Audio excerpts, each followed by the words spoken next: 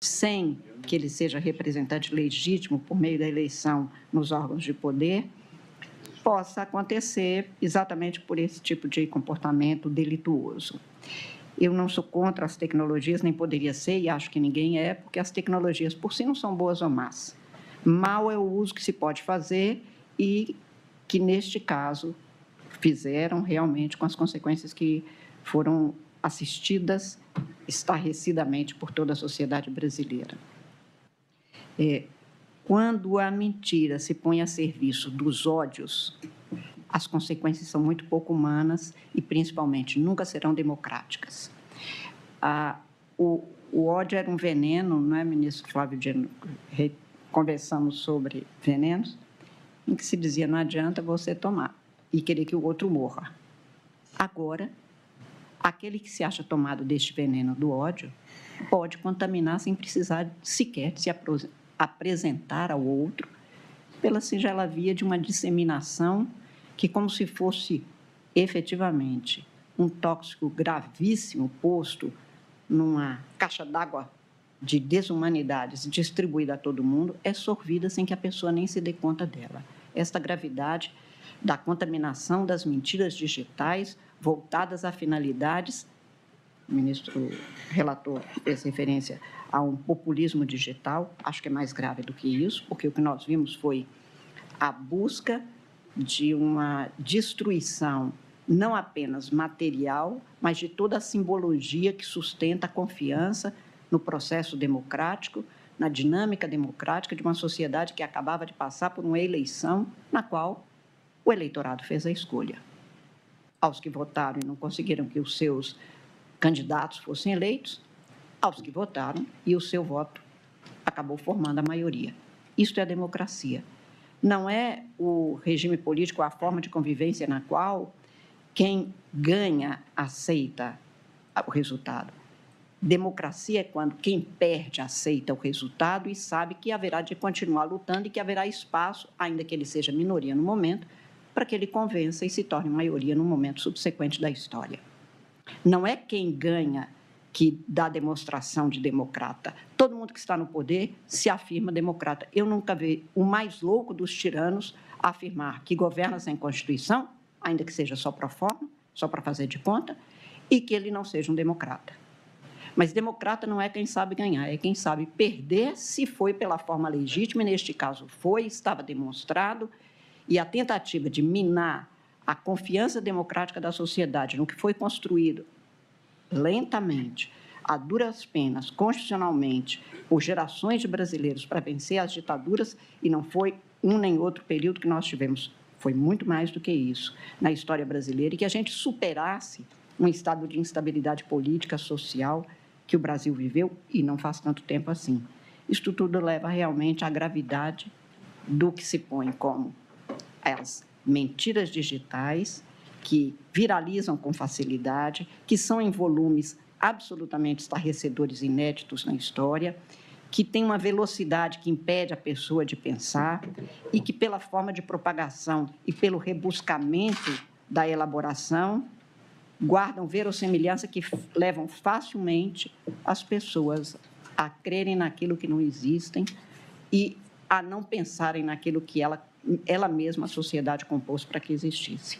Então, este núcleo desempenhou, ou alega-se que ele teria, como um todo, pelos 7 denunciados, sobre os quais hoje tiveram seus comportamentos esmiuçados na denúncia e que nós aqui estamos examinando, este papel, que não é um papel menor, que não é de menos importância, que não é de pouca gravidade e que não é sem violência.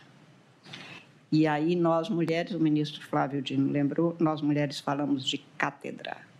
Violência física é uma das, não é a única, e se chega a ela até por uma própria conjugação de fatores que leva aos resultados, que é a morte moral, a morte psicológica, a morte física de uma pessoa, de toda uma sociedade.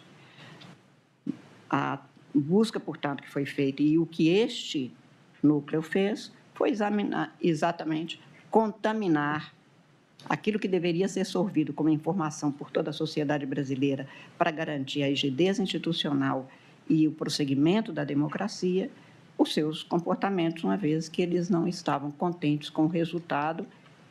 E não se há de falar que foi uma pessoa sozinha, um dos nossos nobres advogados, eficientíssimos advogados, que eu cumprimento mais uma vez, afirmou que uma pessoa sozinha, foi expresso, como eu copio, uma pessoa sozinha com o celular não faria o 8 de janeiro. O primeiro problema não foi só o 8 de janeiro. O 8 de janeiro foi quando explodiu aquilo que foi sendo devidamente planejado, executado e, como não se conseguiu por outras vias, e nós vimos um dezembro extremamente tenso para quem estava nas instituições, especialmente no Tribunal Superior Eleitoral e no Supremo Tribunal Federal, como imagino que tenha sido para os que, Vossas Excelências, por exemplo, ministro Flávio Dino, que estavam, depois das eleições, na situação de composição e de transição de um governo para outro, mas foi um dezembro muito tenso, como tinha sido para nós agosto, setembro, outubro, novembro, tensíssimos, né, ministro Alexandre, que era presidente do Tribunal Superior Eleitoral, como foi para nós, não é, ministro Fux, o setembro em que Vossa Excelência dormiu neste tribunal como presidente, com sniper e tudo mais, porque não se sabia o que poderia acontecer, ou seja, não foi um dia, aquele foi o dia que houve uma explosão material provocado por pessoas que queriam a destruição. Então, vou dar a palavra a Vossa Excelência, claro, com muito gosto, muito carinho mesmo. Mas apenas para dizer que quando o advogado, e o meu respeito é total aos advogados, até porque eu fui advogada há 30 anos e não existe administração da justiça sem a presença de Vossas Senhorias, que é essencial com o talento que apresentaram aqui, e que eu tenho certeza que tem toda a sua conduta como profissionais. Mas quando o advogado afirma que uma pessoa sozinha com um celular não faz o 8 de janeiro, primeiro, eu não tenho nem certeza disso, porque o celular hoje é uma arma perigosa e poderosíssima. Mas, ainda que não faça, é por isso que o Ministério Público denunciou, foi uma organização. Porque havia um conjunto de pessoas que atuavam em várias frentes e estes núcleos se conformavam num trágico e tenebroso balé, no qual as condutas levariam a um resultado que era buscado. Exatamente por isso é que foi denunciada organização, e não o fulano de tal sozinho provocando a festa da Selma. Ouço com muito gosto e muito carinho, Vossa Excelência. Apenas 2 acréscimos. Que Vossa Excelência dividiu a frase que está martelando a minha mente desde a hora que ela foi pronunciada, porque eu acho que é uma das mais profundas do nosso tempo. A frase, um homem e um celular não movem multidões. Essa foi a frase da tribuna que Vossa Excelência acaba de lembrar. É realmente inquietante, é uma questão crucial. Move ou não move, em que medida move? E isso vamos responder no veredito, mas vamos filosoficamente pensar sobre isso. Mas eu gostaria, na verdade, ministra Carmen, de apenas acentuar outro aspecto, que é o outro fenômeno que está nessa cena, as eleições que não acabam. É uma parte daquilo que nós, no Ocidente, chamamos de democracia. E há algo novo. Havia um lugar comum na política que dizia, passada a eleição, se desarmam os palanques. Esses eram os palanques físicos, outrora. Hoje, o contrário. Como os palanques são primacialmente ou primordialmente virtuais, as eleições nunca acabam. Por quê? Porque a litigiosidade, a litigância, junto com o estapafúrdio, são os vetores principais da força desse mundo. Esse mundo se nutre, inclusive economicamente, desse duplo pilar. De um lado, a litigância, litigiosidade, conflituosidade no grau máximo. Do outro, o estapafúrdio, escatológico. E isso leva, na senda da democracia ocidental, aquilo que ninguém nunca pensou, que é uma ágora virtual instalada permanentemente. realmente Aristóteles e os gregos, de modo geral, iam ter pesadelos se pensassem que daria nisto a democracia dos antigos. A democracia dos modernos pegou traços da democracia dos antigos e levou para um caminho inimaginável, que é este. Nós estamos em 2025, apreciando a cena de 2022, e logo, logo, todos nós, querendo ou não, voluntário ou involuntariamente, estaremos tragados pelo debate eleitoral de 2026, de modo que é realmente algo assustador, porque infirma mesmo o núcleo daquilo que pomposamente e orgulhosamente nós somos guardiães, que é o Estado Democrático de Direito. Então, realmente essa lembrança de Vossa Excelência é muito importante. Eu acho que nós estamos vivendo um momento de profunda transformação no mundo e o direito se recria, o crime não tem a menor cerimônia de se inventar com muito mais rapidez porque não tem limites. E, na verdade, ministro Flávio Dino, eu acho que nós não estamos num momento de eleições permanentes. E aí eu poderia falar, não é, ministro Alexandre, de cátedra, porque realmente eu estou vivendo as eleições de 26 por conta da presidência do Tribunal Superior Eleitoral. Nós, desde novembro, nós só trabalhamos com isso, lembramos disso, estão aqui as juízas auxiliares, a desembargadora Andréia, a juíza Andréia, a doutora Rosinete, a doutora Lorena, que trabalhamos permanentemente nisso desde novembro. Mas talvez a gente ainda não tenha visto o que precisa de ser visto e que a política vai ter que ser reinventada, porque o direito está se recriando para isso. É que, quando foi pensada a democracia, que nós ainda exercitamos na fórmula institucional, e eu estou falando do Estado, porque democracia a gente pratica no dia a dia, em casa, no trabalho, na faculdade, em todo lugar. Mas na parte institucional, havia esta ideia de acabava a eleição, tinha um ano não eleitoral, tinha outro ano eleitoral, porque nós estávamos falando da democracia representativa.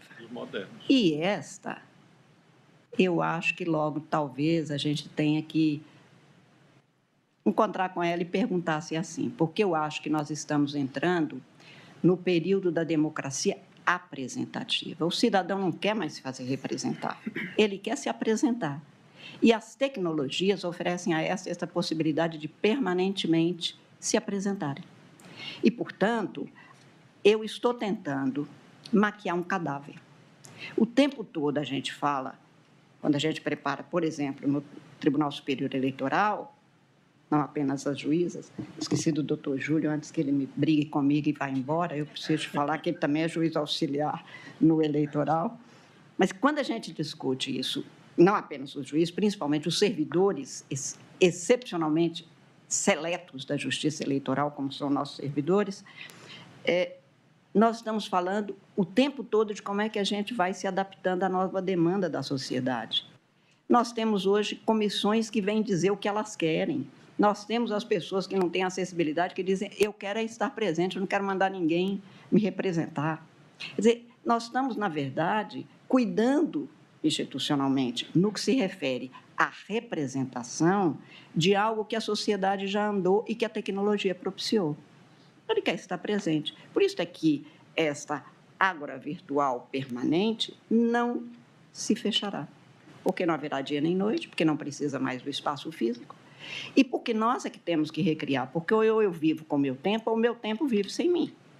O tempo não me espera.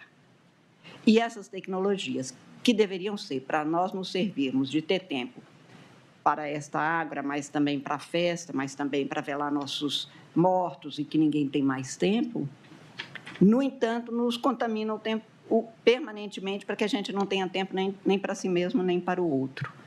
E nesse egoísmo político que faz, político de cada uma das cidadãs, cada um dos cidadãos, faz com que a gente nem escute o outro realmente. Nós estamos tentando repetir fórmula para ver se acaba tudo bem. E tem que ter a representação. Mas a gente precisa até de lembrar que a própria Constituição brasileira, no artigo 2º, ao dizer todo poder emana do povo que o exerce por meio de representantes eleitos ou diretamente nos termos dessa Constituição. Nós temos uma democracia semi-representativa, embora a ênfase seja dada apenas à democracia representativa. Felizmente, nossos congressos, nosso Congresso Nacional, nossas assembleias, se abrem hoje para ouvir em audiências públicas, o próprio Supremo Tribunal Federal abriu as suas portas para ouvir a sociedade que ela se apresenta, ela conta como é que é precisar do sistema de saúde e, às vezes, não ter o mesmo acesso daquele que tem acesso